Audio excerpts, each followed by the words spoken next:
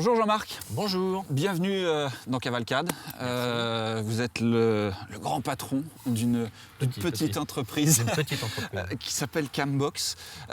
Première question, qu'est-ce que c'est que la Cambox rapidement pour définir? Alors la Cambox Isis, effectivement, c'est la première caméra embarquée pour les sports équestres en fait. C'est une caméra que j'ai imaginée en tant que cavalier amateur, petit cavalier amateur. Ouais, parce que vous êtes cavalier. Exactement, oui, effectivement. Et en fait, donc j'ai été amené à tester. On avait un site e-commerce en fait où on a testé plein de caméras embarquées du marché. Et à force de les tester, je me suis rendu compte qu'il n'y avait pas vraiment de produits réellement adaptés pour la pratique de l'équitation. D'accord. Et donc ça a commencé avec une paire de ciseaux, un bout de carton et de la colle. Découper un patron, exactement, un plan. Exactement, un petit prototype. Et puis de fil en aiguille, l'aventure a démarré comme cela. Et ça a donné donc la naissance de cette caméra embarquée. D'accord. Alors, vous êtes installé limitrophe entre la Vendée et le tout sud de la Loire-Atlantique. Votre Exactement. petite entreprise, vous êtes 3, je crois, dans cette... 4 maintenant. Voilà, les exactement. effectifs ont... Voilà, exactement. Et donc, vous développez ce produit rapidement. C'est un produit qu'on met sous la visière d'un casque, n'importe quel casque. Exactement, c'est ça. exactement. Et qui permet donc aux cavaliers de filmer leur parcours ou leurs évolutions. Voilà, c'est ça. Alors en fait, l'idée déjà, surtout, c'était de préserver le bol du casque. On a tous en tête l'accident de Michael Schumacher, notamment. L'idée, c'est surtout de préserver le rôle de sécurité du casque. Et on savait que les fabricants de casques conçoivent des visières qui sont soit souples ou éjectables en cas de choc important. Et donc, d'où l'idée, en fait, de positionner la caméra, en fait, sous la visière, comme on le voit ici. Donc, pour ce faire, après, la constance, c'était effectivement de concevoir une caméra ultra fine, qui ne gêne pas le regard, qui soit articulée pour suivre non seulement la forme de la visière, mais qui puisse accepter aussi les déformations en cas de choc de la visière. Je peux vous dire fixé par un velcro. Exactement, le tout fixé par un velcro. Quand je parle de la sécurité, moi-même je suis tombé la semaine dernière, un choc important et voilà, la caméra était en dessous et elle a parfaitement rempli son rôle de sécurité. Je voudrais savoir si tout à l'heure vous me disiez j'ai commencé avec un bout de carton à dessiner un peu les formes, etc. Mais pourquoi? Quelle mouche vous a piqué à ce moment-là? En fait, pourquoi avoir envie de faire des images comme ça de caméra embarquée? Alors à l'origine, en fait, ça vient du football. C'est-à-dire que moi j'ai joué pendant 10 ans au football et puis le jour où j'ai arrêté le football pour dire je vais reprendre l'équitation, tous mes copains footballeurs se sont moqués de moi en me disant que l'équitation n'était pas un sport, qu'il suffisait de s'asseoir sur le cheval et d'attendre qu'il n'y avait rien à faire. En fait, tout l'effort était produit par le cheval et ça m'a vexé et je me suis dit il faut absolument que je trouve une solution qui permettrait en fait de restituer fidèlement ce qui se passe à cheval. Et donc d'où l'idée en fait de ces caméras embarquées. À l'origine, j'ai jamais eu dans l'idée de créer une caméra, c'est les circonstances qui m'ont poussé en fait à créer cette caméra en considérant qu'il n'y avait pas vraiment de produit adapté sur le marché. D'accord. Alors, on n'est pas dans un produit tout à fait simple de conception, sans donner de secret. Il faut quand même un peu être ingénieur ou non? Alors, moi, je suis dessinateur de profession, donc c'est moi qui ai été amené à dessiner le design et à concevoir cette caméra. Je suis l'inventeur de cette caméra. Et puis, par ailleurs, l'entreprise que je gère est spécialisée dans la 3D, dans la conception et le dessin assisté par ordinateur en 3 dimensions. D'accord. Donc, on avait les compétences en interne pour dessiner cela. Et on va jusqu'à la 3D, on va beaucoup plus loin maintenant, puisqu'en fait, cette caméra est fabriquée avec des imprimantes 3D chez nous. Donc, ce qui permet de maîtriser l'ensemble de la chaîne de la production chez nous en interne. Ok. Jean-Marc, je suis allé interviewer Caroline Charrier. Oui. C'est une cavalière qui est à côté des Herbiers, qui a été une de vos premiers clients. Je me souviens rencontrer juste ici il y a 3 ans lors d'une compétition. C'est ce qu'elle m'avait dit. Je suis allé la voir chez elle et je lui ai demandé ce qu'elle pensait de la Cambox, tout simplement. On y va? Oui, très bien. Allez.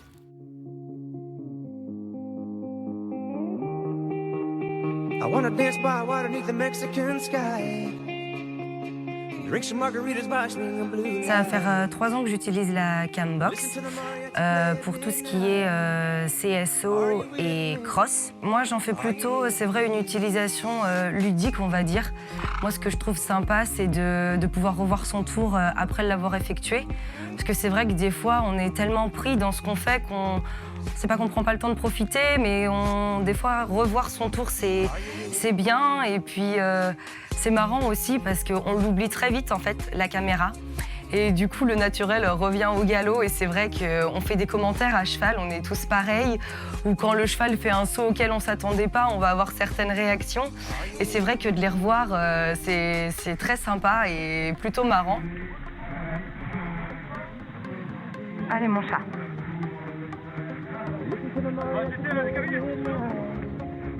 Are you with me? Are you with me? I wanna dance by water beneath the Mexican sky. Drink some margaritas by swinging blue light. Moi, je l'utilise pas à l'entraînement, mais c'est vrai que j'ai entendu des gens et même l'équipe Cambox Isis qui avaient présenté le fait que ça pouvait être très intéressant d'avoir pas forcément la caméra sur soi, enfin sur le cavalier, mais la caméra sur, par exemple, la visière de la casquette de l'entraîneur qui lui est au milieu en fait de la carrière et du coup qui peut suivre comme en fait il suit avec ses yeux l'entraînement de son cavalier en faisant les commentaires. Drink some margaritas by swinging blue light. Listen to the mariachi play at midnight. Are you with me? Are you with me? I wanna dance by water beneath the Mexican sky. Drink some margaritas by swinging blue light. Moi, j'ai toujours été en général une fervente supportrice, on va dire, de tout ce qui est commerce locaux, de proximité. Je trouve ça très bien que ce soit des gens de chez nous qui développent ce genre d'outils. Moi, c'est vrai que l'équipe Cambox Isis, elle est très accessible. Dès lors que j'ai besoin d'eux, j'arrive tout le temps à les retrouver sur les terrains de concours proches de chez nous. Et je suis pas sûre qu'avec une entreprise qui serait une grosse entreprise à distance, ce serait plus simple parce que je suis pas sûre qu'ils viendraient sur nos terrains de concours, en tout cas ceux qu'on fréquente. Et c'est vrai que de ce point de vue-là, moi je trouve ça très bien que ce soit nos entreprises de proximité qui développent ces concepts-là et surtout pour le monde équestre, ça fait toujours un petit plus.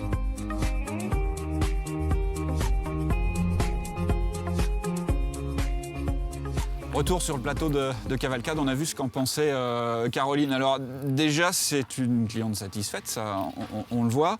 Elle évoquait plusieurs façons de s'en servir. Alors effectivement à cheval, mais également pour les coachs. Hein. On va rebondir rapidement là-dessus. Oui. Pour le coaching, c'est intéressant aussi pour les Effectivement, d'une manière, les entraîneurs.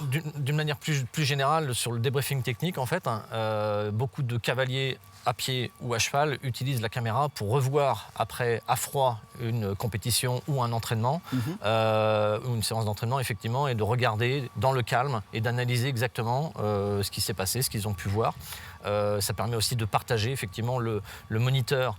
Enfin, bon, moi, pour le faire, lorsque vous faites une séance d'entraînement à l'obstacle, que vous êtes à l'extérieur, vous entendez le coach qui vous hurle dessus, vous entendez le début de ce qu'il dit et vous n'entendez pas la fin. Ouais, d'accord. Et donc, quand vous revenez après vers lui en disant « Au fait, j'ai pas compris, qu'est-ce que tu m'as dit à la fin ?» Lui, il est déjà reparti sur un autre élève.